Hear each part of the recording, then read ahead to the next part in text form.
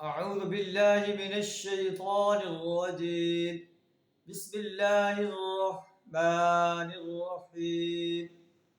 وما خلقنا السماوات والأرض وما بينهما لاعبين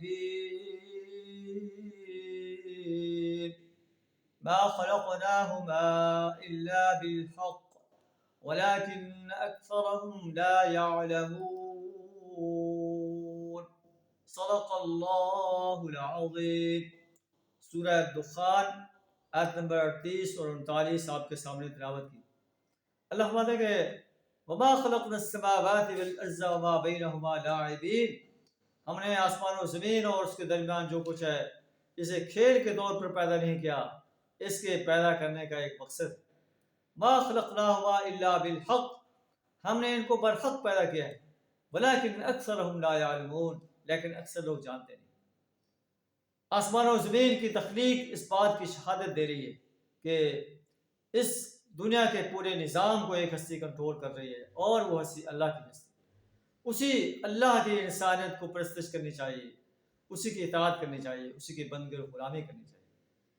اگر نہیں کرو گے ان یوم الفصل میقاتہم اجمعین، ایک دن تم طے شدہ وقت کے مطابق جو ہے اللہ کی عدالت میں پیش کیے جاؤ گے.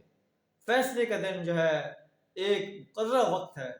وہ دن ایسا ہولناک دن ہوگا، یوم لا یغنی مولن عن مولن شیئا، جب کوئی عزیز اپنے قریبی رشتہ دار کے کوئی کام نہیں آئے گا.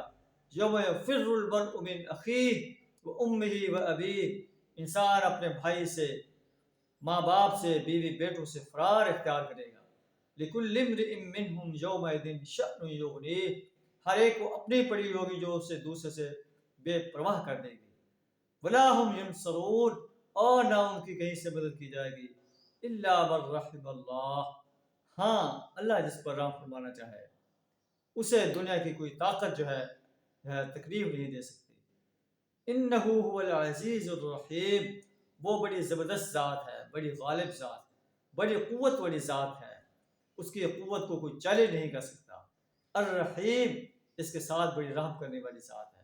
اگر انسان سرکش اور باغی انسان اپنی سرکشی اور بغاوت سے باز آ جائے، اللہ اسے اپنی رحمت کی آغوش میں لے لے گا. اللہ سے دعا ہے ہمیں اپنی وحدانیت، پیارے رسول صلی اللہ علیہ وسلم کی رسالت اور یوم حساب پر پختہ یقین رکھنے کی توفیق عطا فرمائے. وآخر دعوانا الحمد للہ رب العالمین.